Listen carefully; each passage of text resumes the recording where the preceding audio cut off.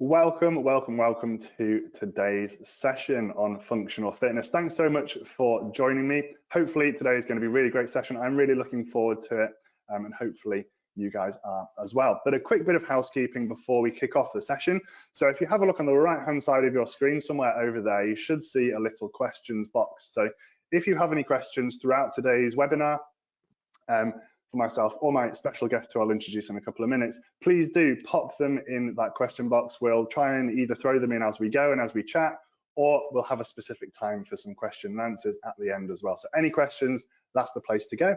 You'll also find underneath the question box as well, we also have a handout section. We've got one more event coming this month, which is a really special one. We've got Jess Ennis being interviewed by Gabby Logan. So please do hop over to that next Wednesday, but that's all in the handout section too.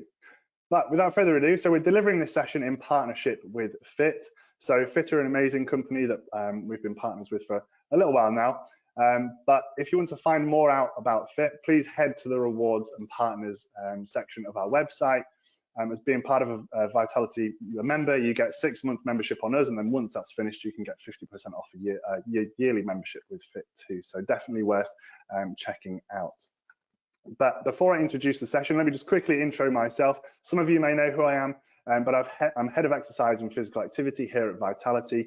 Before my time at Vitality, I personal trained for a good number of years and coached many different sorts of people. So I've coached people from international athletes, international rugby players, to professional ballerinas, to everyday folks in a commercial gym setting as well. And I actually worked in a pure gym, one of our other partners, for a good couple of years too. So hopefully I'm the right person to be interviewing our special guest today, but hopefully I can also bring some of my knowledge, having coached a good number of people, to today's conversation as well. But again, before I introduce our special guest, let me just kind of intro the session so you guys know what we're going to be talking about today. So we all know, and hopefully we all know, that movement is really important, whether that's from a physical standpoint or for the mental benefits it provides. And we all probably know, we hear it all the time, the World Health Organization says that we should be doing 150 minutes to 300 minutes of moderate or 75 minutes of vigorous activity each and every week. But even knowing this, we all lead such busy lives that finding time to fit this amount of activity in can be tough. And the stats also back that up as well. So some of the stats include that there's been no improvement in global levels of physical activity since 2001, which is, over 20 years ago now, which is crazy. Insufficient activity levels have increased by 5%, from 31% to 37%, even in high income countries.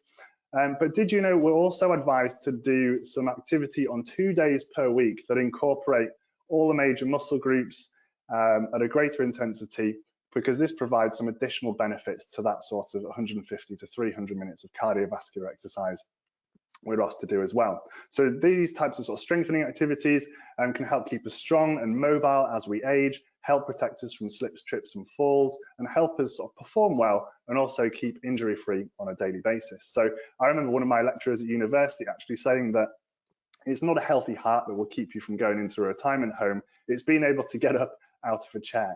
And you can't even exercise your heart if you can't get up and move around a little bit either. But a buzzword for the sort of type of training that incorporates some of these benefits has blossomed over the past couple of years, and that's functional training and functional fitness, which some of you may have heard of before. And the definition of what's functional, I had a look on the internet, and it says it's sort of something that's been designed to be practical and useful rather than attractive. But there's obviously so much out there on social media nowadays, and of course we all kind of want to potentially look a little bit better and also feel confident as well, that sometimes training can be done to purely improve how we look and how we feel about how we look as well. But I think we'd all probably agree that staying strong, mobile, injury-free and being able to perform well on a daily basis is probably more important than looking any certain way.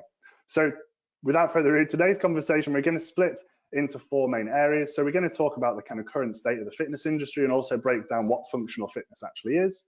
We're going to talk about why functional fitness is still important, even though we don't necessarily have to do too much physically on a daily basis, especially if you work at a desk.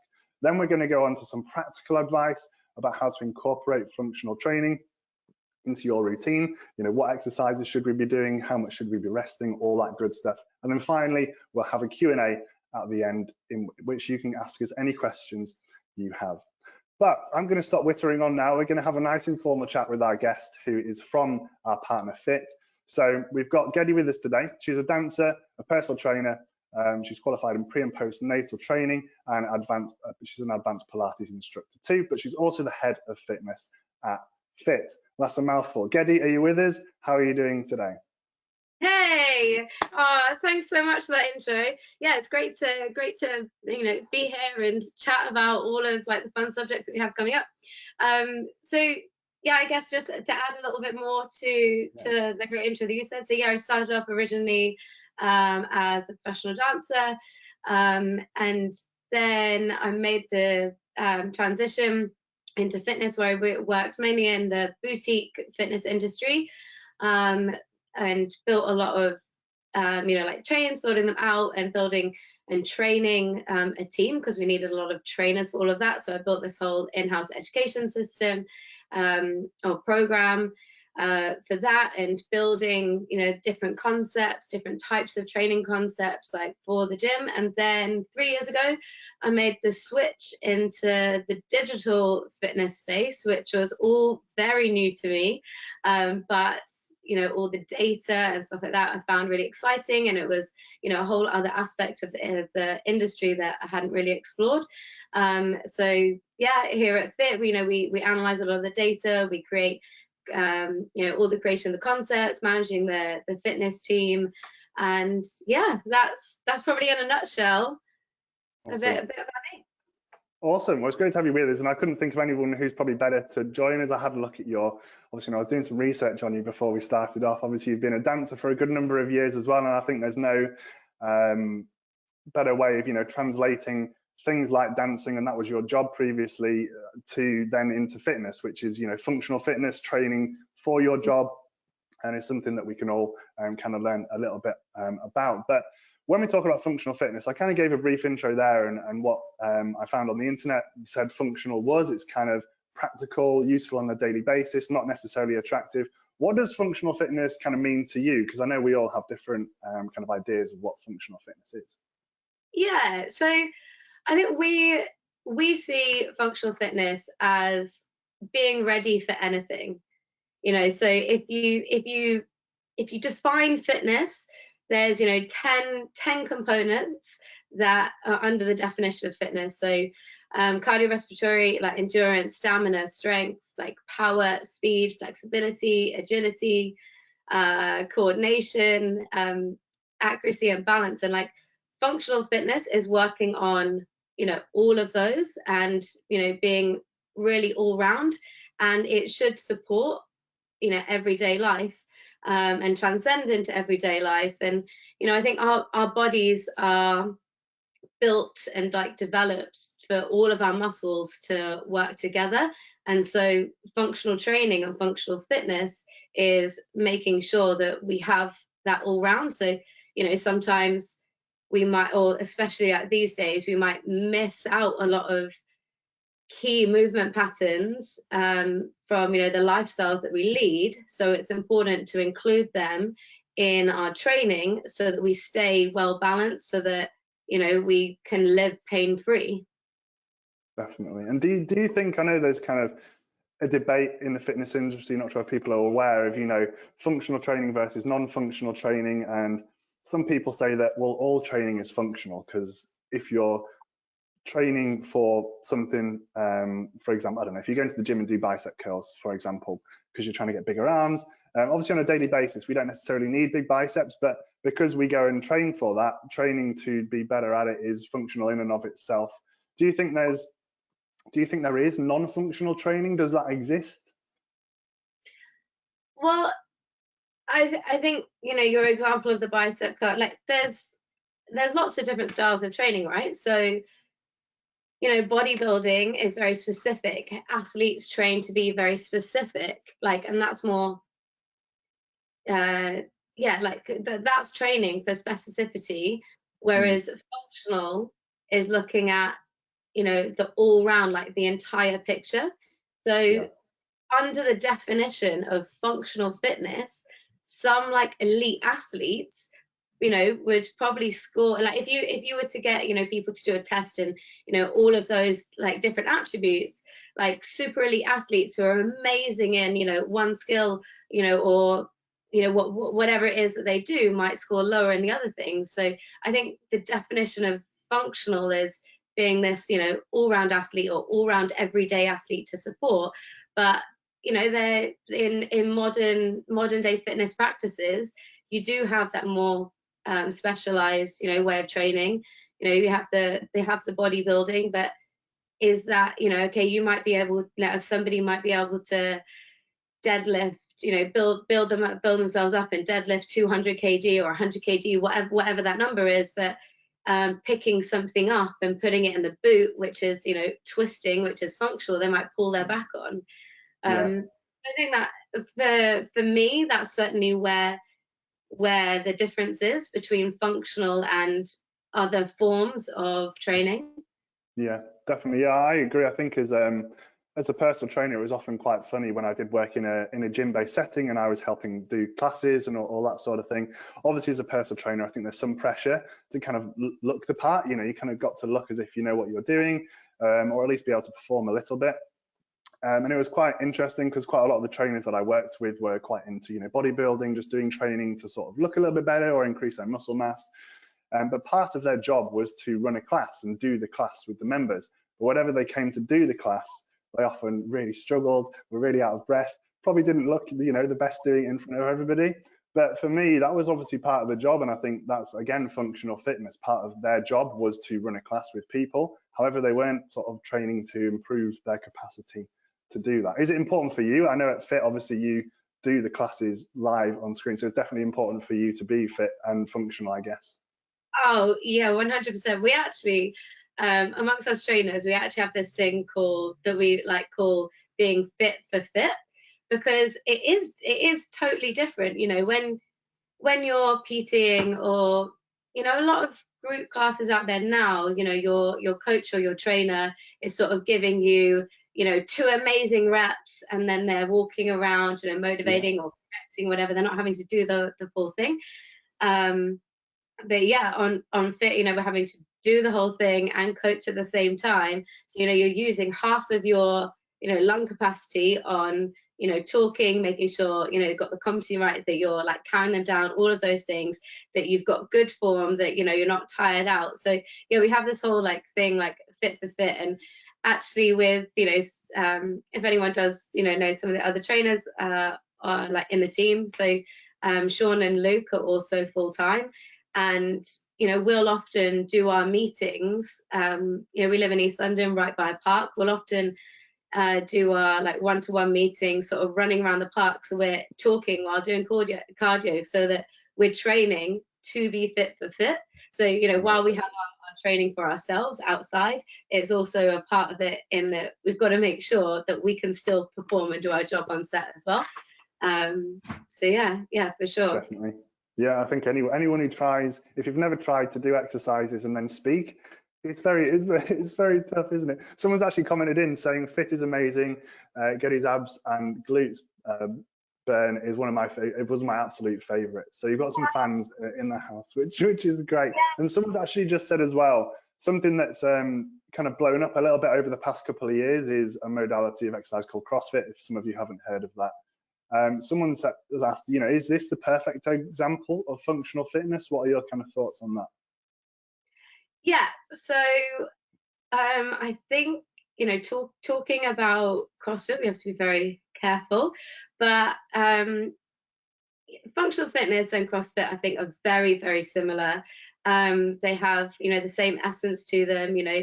The fittest man on earth, Matt Fraser, all of his components of fitness are super strong. I think that and maybe a lot of things are called functional fitness because they're not under the CrossFit brand, but they have the same essence. CrossFit is maybe a bit more specialized in that it's fairly elite. The RXs are very high. Yeah, it's just a mode of training at the end of the day, isn't it? It's just kind of incorporating loads of different movements, which you do on a daily basis, like you said. I guess doing them as quickly as you can, working on all areas. But do you think, so I know we talked a little bit before about looking good, and I mentioned at the start about kind of social media as well, and obviously social media does play a massive role in our especially young people's lives nowadays. Do you think fitness has lost its way a little bit in terms of what's out there on social media, given that, you know, what you see online or on social media anyway is quite a lot about how things look? Do you think we're now, or there is an element of looking a certain way over just feeling well and performing well? Yeah, social media is a funny one, right? Because on one hand, it's opened up so much more awareness. Like, you know, it really has sort of like turbocharged like the fitness industry. Like, people are working out and moving more, and all of that, and that's a real positive, you know, from it. There are lots of workouts that you can do, you know, for free, that's accessible, like, you know, for everyone. Obviously there's, you know, you've got to work out what's good and what isn't so good, because anything can go up on there. But it can be dangerous in the respect that everybody's social media is a highlights reel, and you know, you're only seeing like the best bits, the bits that people want to post, that they want to showcase. You know, they're choosing the best angles if it's a picture of themselves, or, you know, there's like filters on everything. There's, you know, all these like editing apps as well now that have to, I think you have to be really careful not to get too drawn into, you know, into all of that.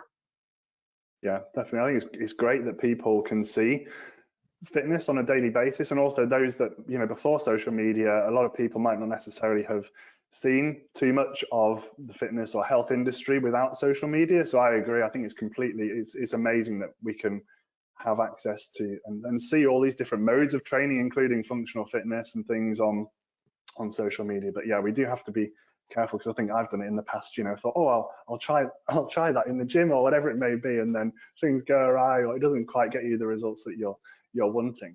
Oh yeah, 100%. I'm guilty of it myself too, and that I think maybe, you know, from a dance background, I'll see somebody do, you know, these like really cool moves, and I've definitely posted things like that in the past. But it's like, actually, that cool exercise that you just did, like, what is the purpose of it other than just doing, you know, something that's fun and cool?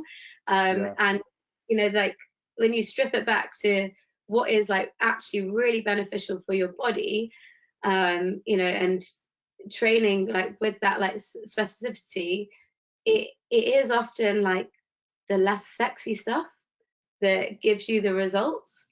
Yeah. So yeah, Yeah.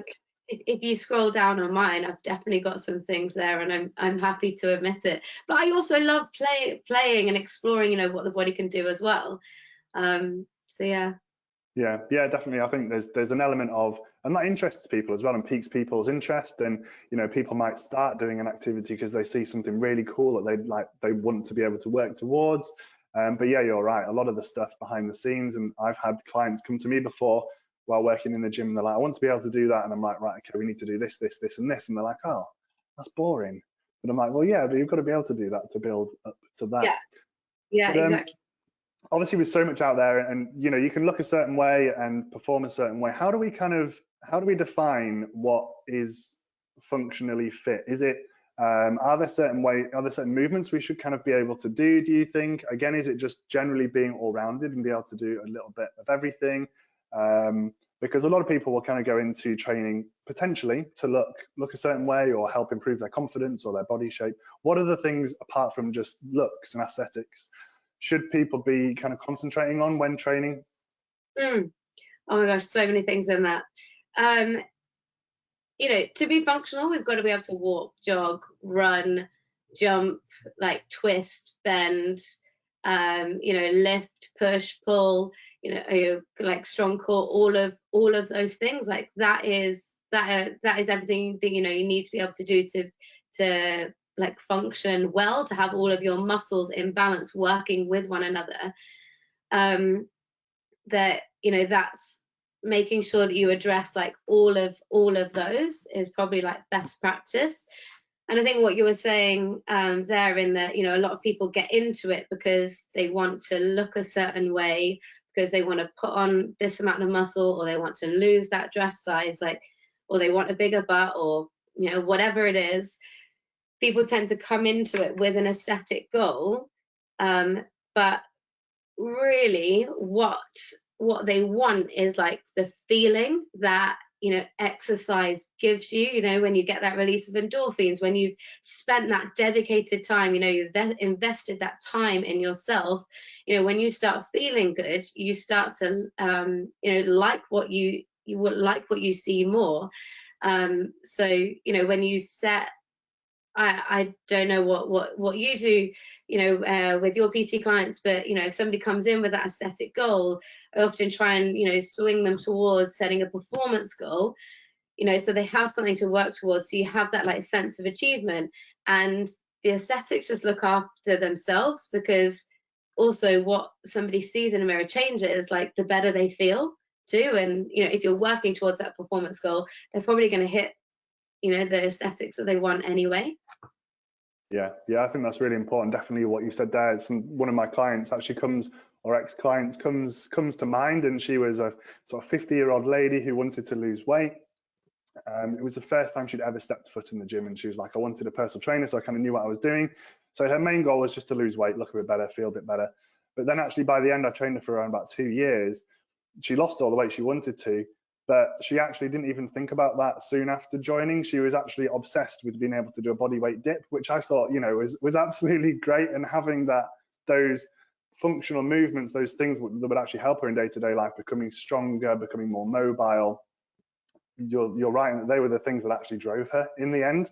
And the weight loss aesthetics kind of, you're right, looked after themselves then. Yeah. That's amazing. And I've actually felt so much better in her day to day. That's exactly kind of coming back to what we're saying at the very beginning. Functional fitness should transcend into your everyday, like make everything that you do feel better.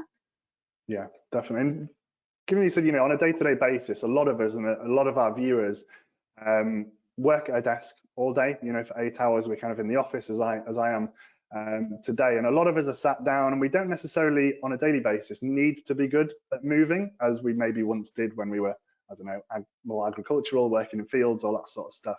Do you think we're fighting potentially like a losing battle, given that we're trying to stay fit and healthy, we're trying to do some exercise, but working at the office, family, all that sort of stuff takes up so much time?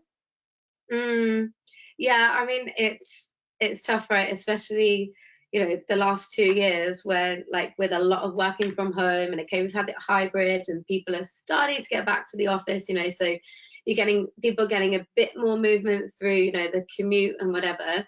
But it is really tough to get it all in. But our bodies weren't designed to sit down for 8, 9, 10 hours a day.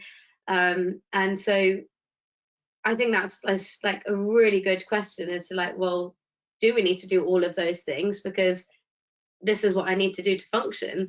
But if you sit down at a desk all day, like, you've probably got really tight hip flexors, and that's pulling on the lower back and causing lower back tension. Your shoulders are probably rounded, you've probably got forward head, and that's causing a lot of tension in the neck, maybe getting loads of headaches. Like, those are all signs that you've got imbalances in the body. So you need to be using your dedicated training time to balance those out, that maybe with some more pull movements to like open everything up.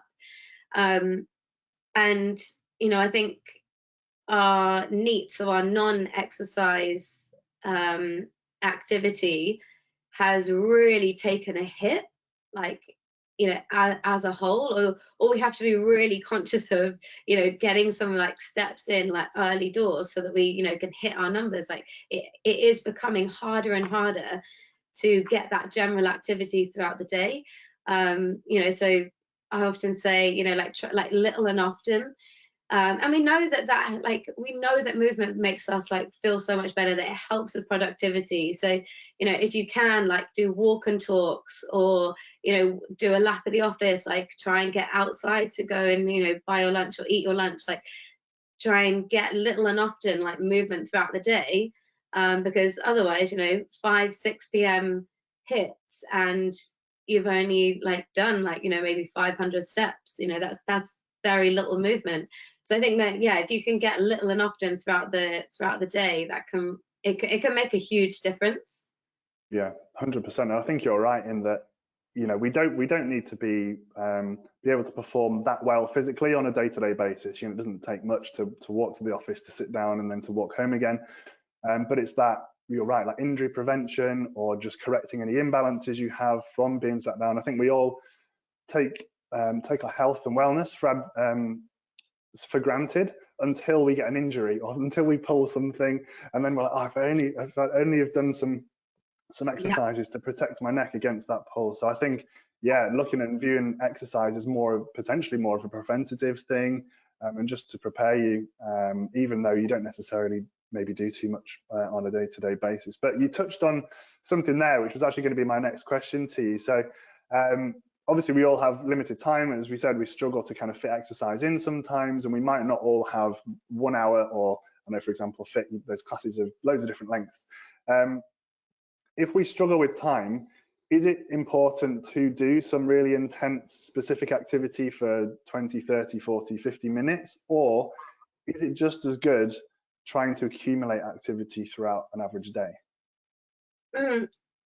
I think both are really important in that, if you look at, your total energy expenditure in a day, and there's like tons of graphs on Google if you want to, see a visual image of it, but 70% is your basic metabolic rate. So, the energy that you use like just to stay alive, if you, laid down and didn't do anything, that's 70% of like the calories and energy that you need.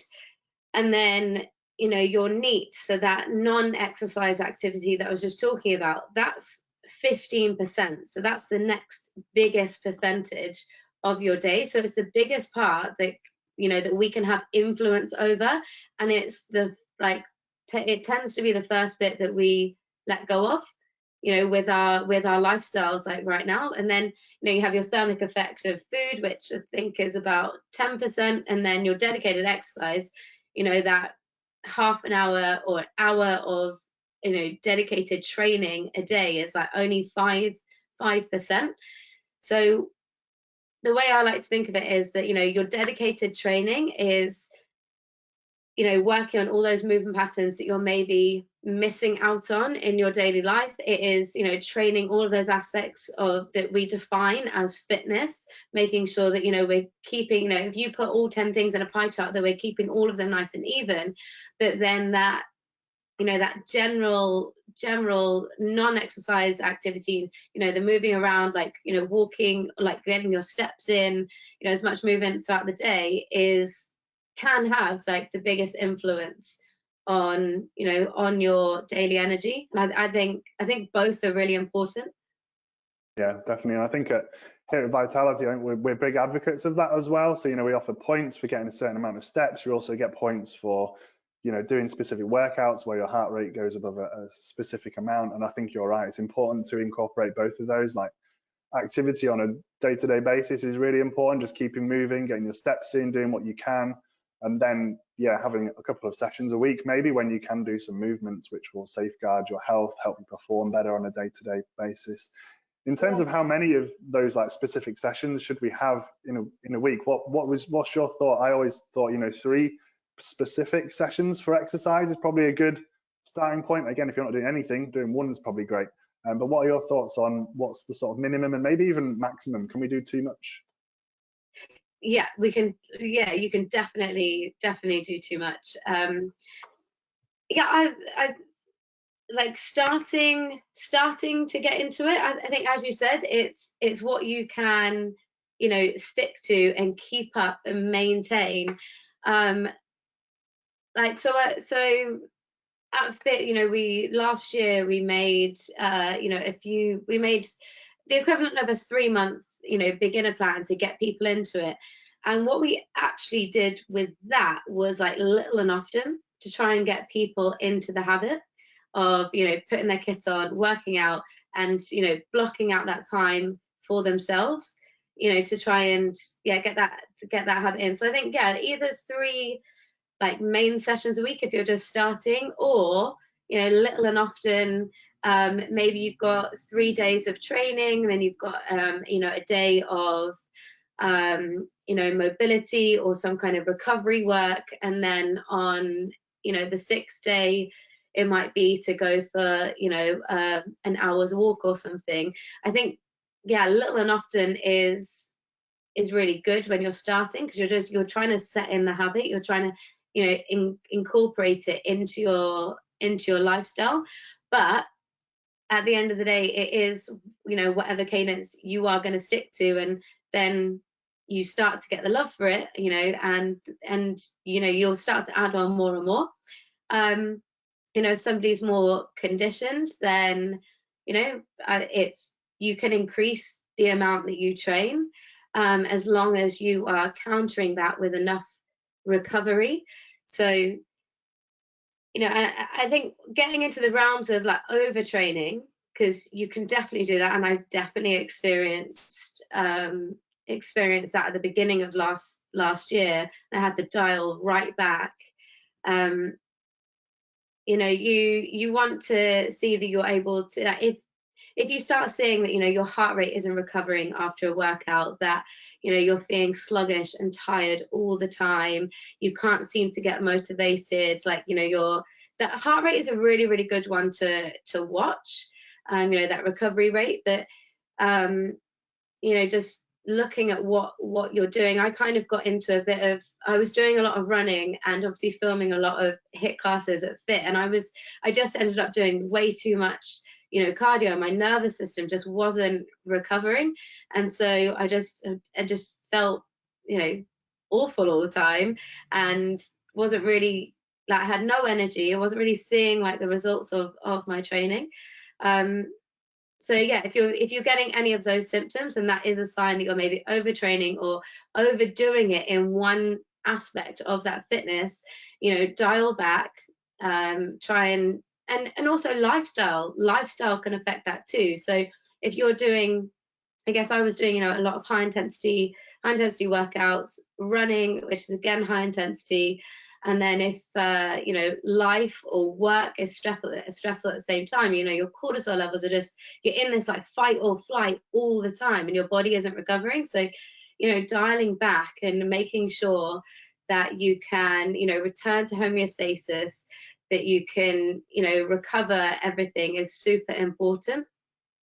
Yeah, I think it's important for people to not only plan, as you said, like plan some specific times you're going to be doing some intense exercise, but also plan and program in those rest days, or days where you're not doing as much, or maybe days where you'll just go on a walk instead.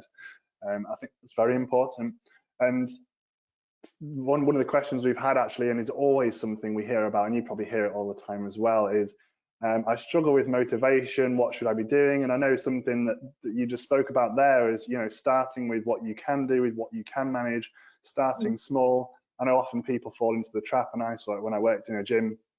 You know, January the 1st, everybody comes in, you see them for the next 7 days, and they're there like every single day. Everybody starts January, you know, with really high levels of motivation, but they often do too much too soon and then burn out. So have you got any advice in terms of kind of motivation, or is it just starting small, as you said, and then building from there? Yeah. So I have this thing about motivation, because motivation is great when we have it, and it is the impetus that like gets us started. Like January the 1st, you're like, okay, clean slate, brand new year, you know, I'm going to do this and this and this.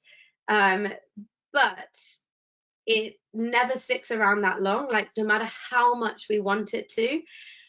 So I like to focus more on like the discipline. So while you have that motivation, you know, set your schedule and be disciplined to stick to that and show up. It's okay if not every workout is like, you know, your best yet, you're getting, you know, PVs on everything. Just showing up is enough, because having that discipline, you know, and keep going is going to set the habit in. And then through that discipline, through building that habit, so, you know, plodding along with that training, maybe when you don't feel you know, maybe when it's like a little bit hard to get yourself there, eventually you'll then start to see the results, you'll feel great, and then you come back to the motivation because you're like, oh, well, I'm seeing this, oh, well, you know, maybe I'll work on this now. And so I like to think of it as this like little loop. So great, like, you know, fully use that motivation when you have it, but use it to, but know that it's discipline that's going to carry you through. Yeah, I think motivation is, yeah, you're right, something people rely on a lot, isn't it? And I think, you know, it's always great to have, and it will, knowing that it will come and go, I think is a really important thing as well, because people just assume that those people they see consistently training or in the gym every other day or running every other day, they have lots of motivation. But that's definitely not the case. You know, I can't count the number of times when I've looked outside and it's pouring with rain and I'm not motivated to go and run. But as you said, that discipline is there, and you've done it for so many years, and that's been built up that you just kind of go out and do it anyway, even if it's not a great session. So yeah, great advice. So, you know, sorry, so like you never, even when you turn up, you don't really feel like it.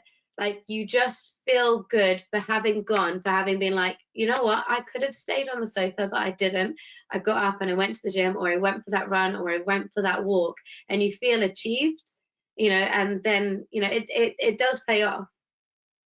Yeah, and I often think that we have, I don't know, it sounds a bit airy-fairy, but I often think we have what we really want to do deep down in, it's always inside us. So if, for example, you're just really struggling, how do I put this nicely? I think of a way.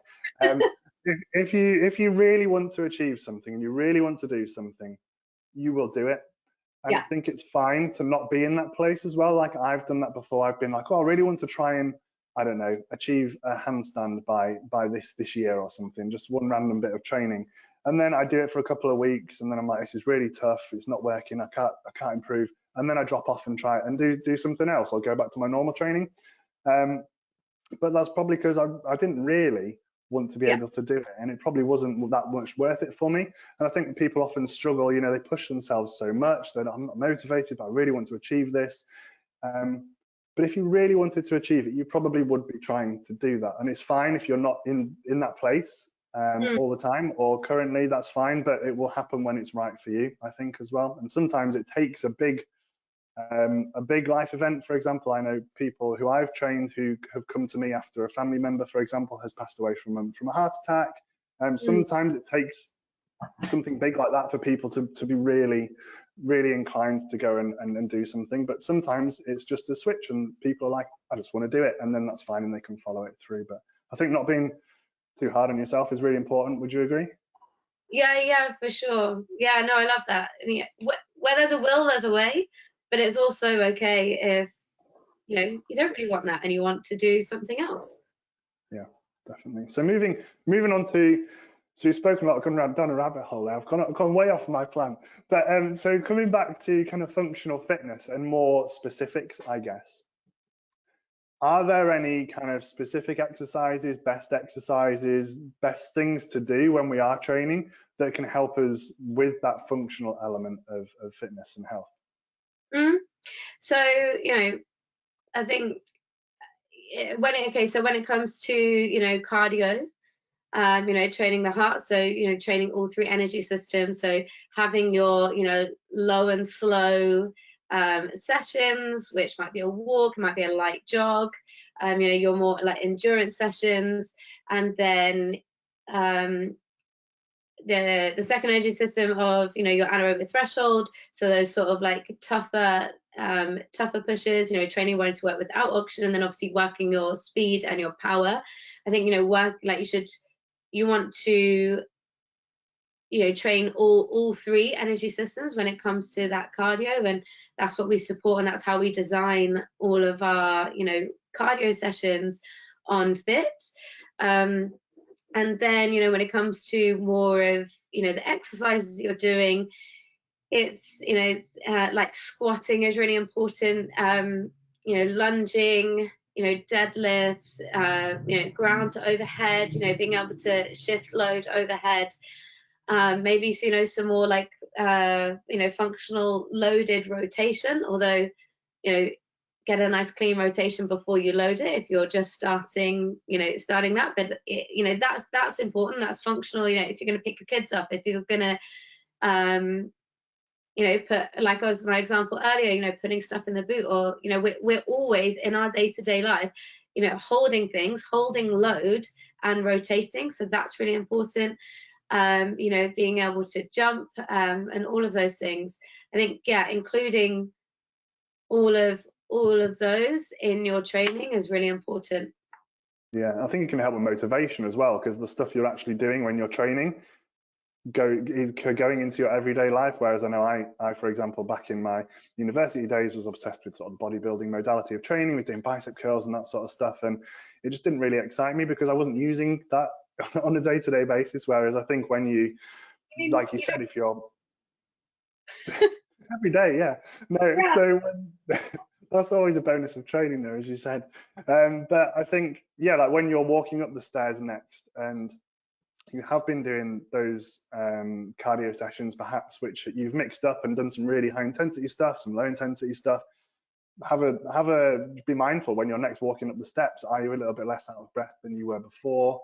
When you picked up a box at work or picked up your kid off the floor and lifted them above your head, like how much easier did that feel, and how much less likely did you think you were to get injured while doing that, because you've done some stuff in the gym or wherever you're training, at home, wherever, that's kind of helped you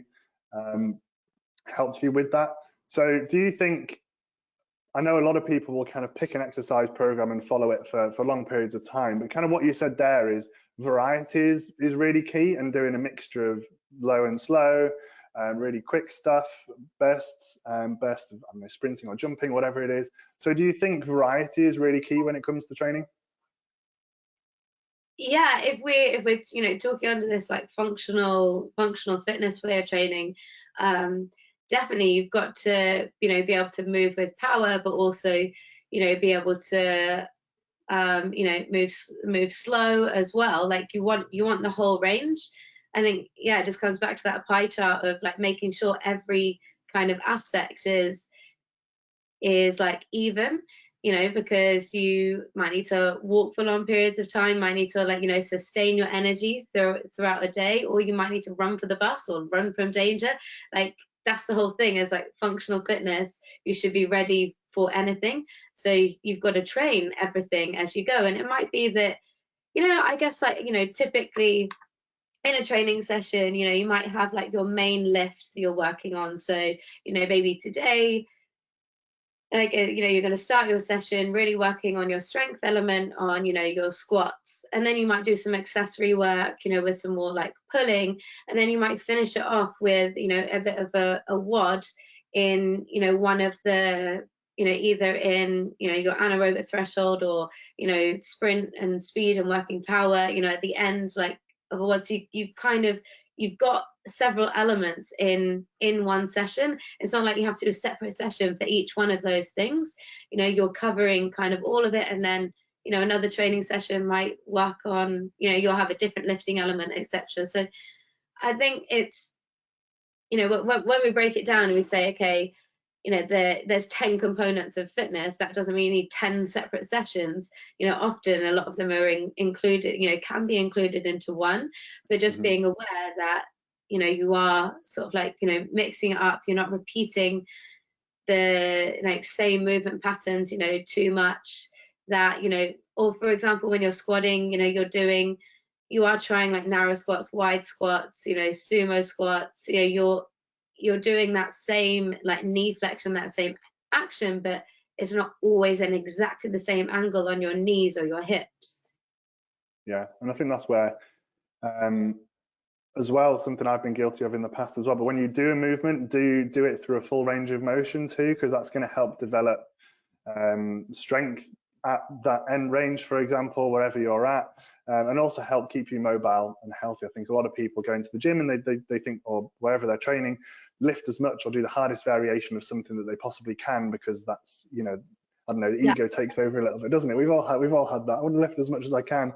But if you are, I found as well that there's less of a need for stretching and things like that to help keep you mobile if you're using a full range of motion while you are training. But obviously being careful with load if you're changing how far you're going with your movements.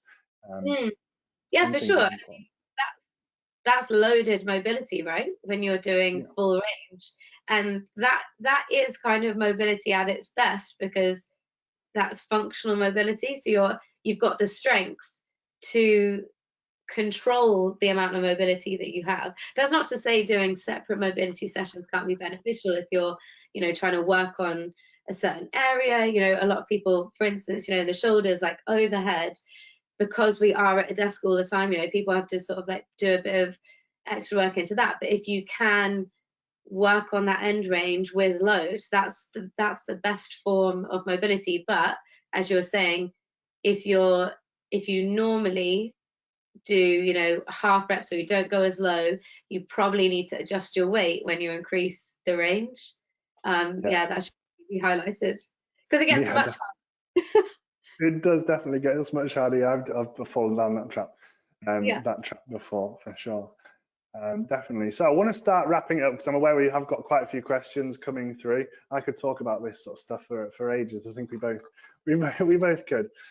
So what I'm going to do is going to try and sum up like each section we've gone through, just to give people some key takeaways. So do interrupt me and come in with anything that you can think of as well. So I think when we're talking about the current state of fitness, like the goals we have potentially in terms of looking better, feeling better, looking better, or training for aesthetics and how we look, or to feel more confident, is great, and sometimes that might be our starting point.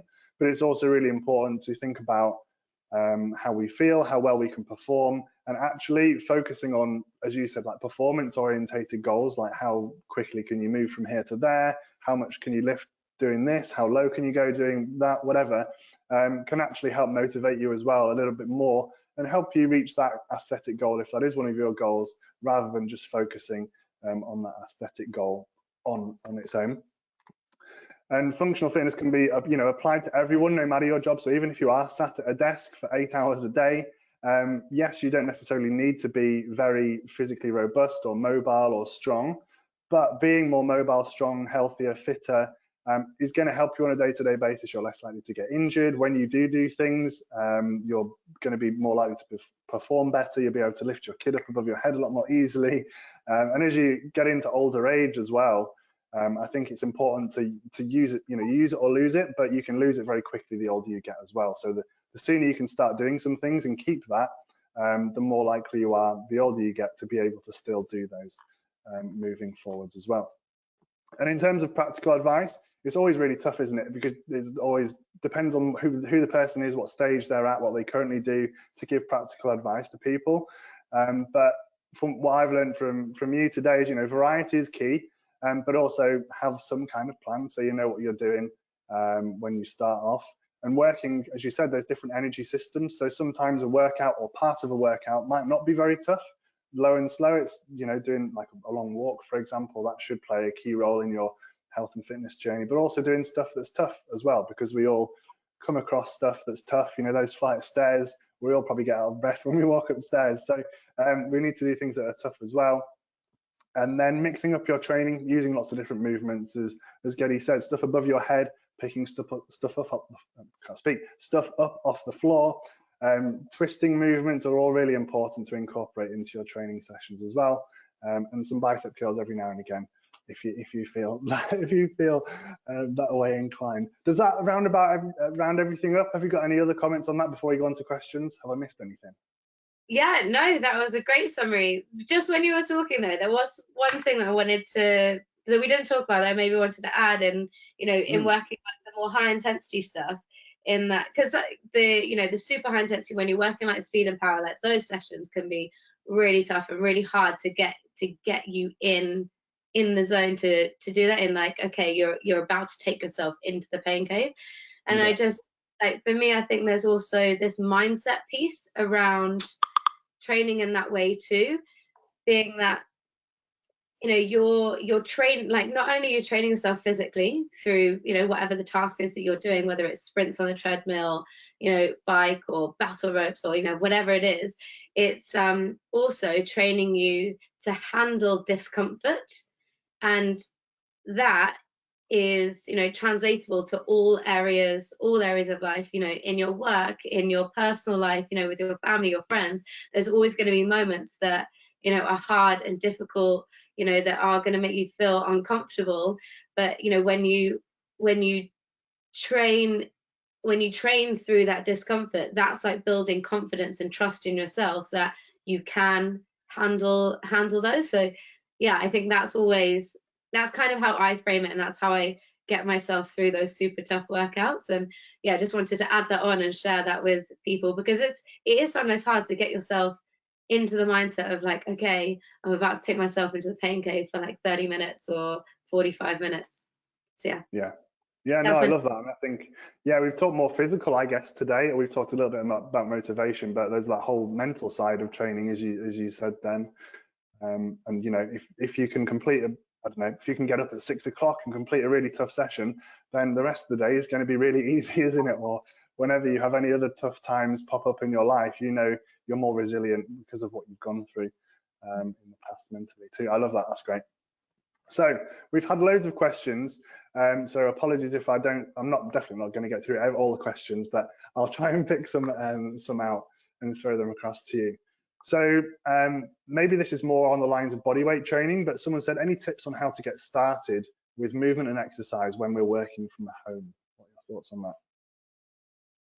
When you're working from home, I mean, join us on Fiit and we'll guide you through it.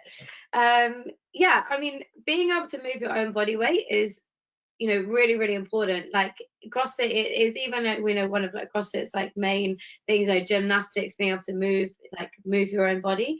So, you know, that's really good. I think you can set out, you can do a great HIIT class, you know, you can do a body weight strength session, you know, from home. I think you can definitely get a lot out of that. But even with, you know, just investing in, say, a medium set of dumbbells, so something that is challenging to press overhead, that is what I would kind of class as a medium set. You can do a whole array of exercises, and because the only thing with body weight is that you can only really do push movements, so you miss out a lot of pull. So if you're, you know, working from home at a desk and maybe with, you know, not the most ideal chair, or I mean, we've probably all invested in those things now after the last 2 years, but you know, pulling movements is really important. So if you can invest in, like, you know, a set of dumbbells, that will like turbocharge your home workouts massively.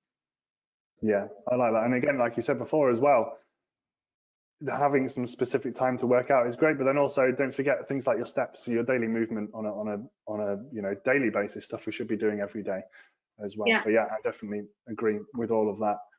Yeah, awesome. Maybe you know, if you are working from home, you don't have a commute, but create a commute. So you have your, you know, your morning coffee, your breakfast, and then you walk around the block, or if you've got a short little walk, like, so then you come back into the house with the fresh mindset of, okay, now I'm like coming to work, and you've, you know, just got a head start on your steps and that daily movement.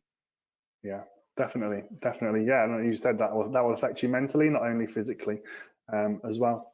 So I know we mentioned kind of overtraining too. There were 2 questions we had, basically both along the lines of people who are training a lot, which is great. What are our thoughts on, you know, 5 or 6 days of training? Do you think it's okay to overtrain or have like multiple sessions on one day, for example, in the short term? What are your thoughts on that? Is it okay to train a lot? Should we be doing that all year round? Oh, I think it really depends on the individual. Rest days are really important, and, you know, how you recover, so how, you know, you sleep, how you calm your nervous system, how you fuel your body, is all like the preparation for your next training session. That if you are not getting full quality in every one of those training sessions, maybe one needs to be switched out for an active recovery, you know, either being a long walk, a yoga session, a stretch, you know, working on your mobility. I think, as we were saying earlier, mobility, you know, shouldn't be underestimated, because that really supports your strength, or, you know, your cardio. If you're doing, you know, body weight or dumbbell stuff, you need range of movement to get more out of every exercise that you do. So I think if you're not able to perform at your best in every training session, or if you're not able to, recover your heart rate, if you're feeling sluggish all the time, and you're kind of turning to, because, we often do that and we're like, okay, I just need to train, I just need to get my energy up. And we sort of it's really easy to also use fitness as too much of an anchor. But yeah, if you're noticing a difference in performance, so you're not performing that well and you're not recovering well enough, just swapping one training session out or two for a more recovery session, you'll probably find that you perform a lot better and get a lot more out of the training that you do. Like, Yeah, that's what I had to do at the beginning of last year, and it like changed everything. definitely. I think you can split it, as you said, your training in, intelligent ways. So I know, for example, do lower body one day, upper body the other. Obviously, you can do those back to back because one's not going to affect the other. So there are ways of, splitting your training up. So maybe you can do 6 or 7 or train twice a day. But I would also ask, like, why are you training that much? Because it's obviously going to impact your daily life as well, your work, your family life, if you're training twice a day or every day. So ask that question too. But yeah, I think that's important as well. Like, look at your performance in your sessions. Would actually taking one of those sessions out improve the quality in the others too? That's definitely important. So we've had loads more questions. I'll try and pick one more for us to answer before we sign off. So one of the questions here, and I think two actually a little bit linked. So someone's saying that, they're getting older, so it's important to remember for them that they can't exercise and achieve the same things as they could when they were in their mid-20s. And someone else has also said that they've put on weight over lockdown, been glued to a desk.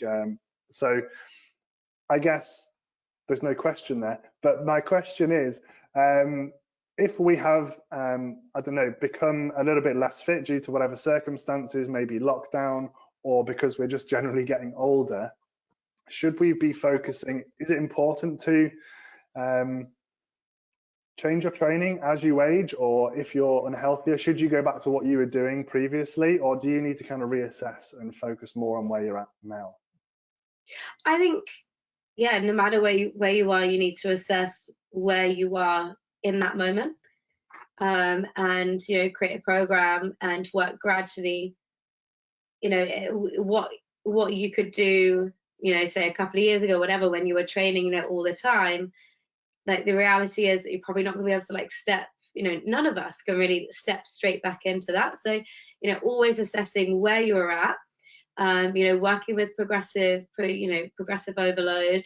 So, gradually, increasing. It's not always increasing weight. Maybe it's, changing the tempo of your reps. So you're changing the time under tension, adding on weight and progressing in that way, if you can.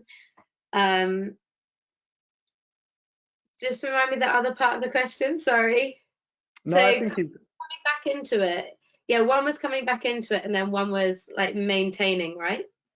Yeah, one was kind of coming back into it after a significant period off, or when they were younger. Another was kind of, lockdown, they've gained a lot of weight. How do they kind of get back into it, I guess? Yeah, okay. So yeah, I think either way, assessing where you're at and making sure that what you put in place is like manageable and achievable, and it's gradual, that you never go like hell for leather, like straight into it. As we age, I think strength training is always a staple. It's so good for bone density. It's much easier to maintain muscle mass than it is to grow muscle mass.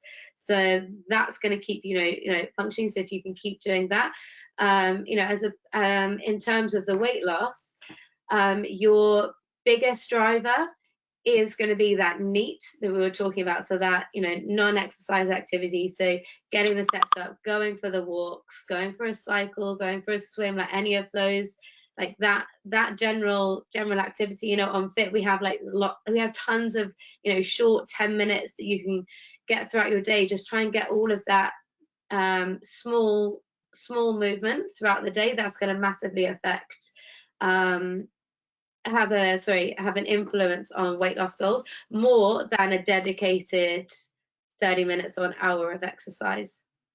Yeah, definitely. And again, just going back to that general movement every single day is really important, and is, I would say, is a foundation. And then specific exercise, hours or half an hour, whatever it is then, I guess, the icing on the cake that can really help you achieve specific things that you're working towards, definitely.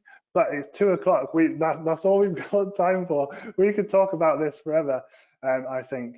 So I'm going to start to wrap up. So Gede, you have been absolutely awesome today. Before I quickly wrap up, where can they find, obviously we've kind of gone through where they can find Fiit. So if you head to the member zone, you can find more about Vitality and Fiit. You can have a 6-month membership on us, and once that finishes, you can have 50% off your sort of year's subscriptions. Where can they find you personally if they want to follow you on socials or anywhere?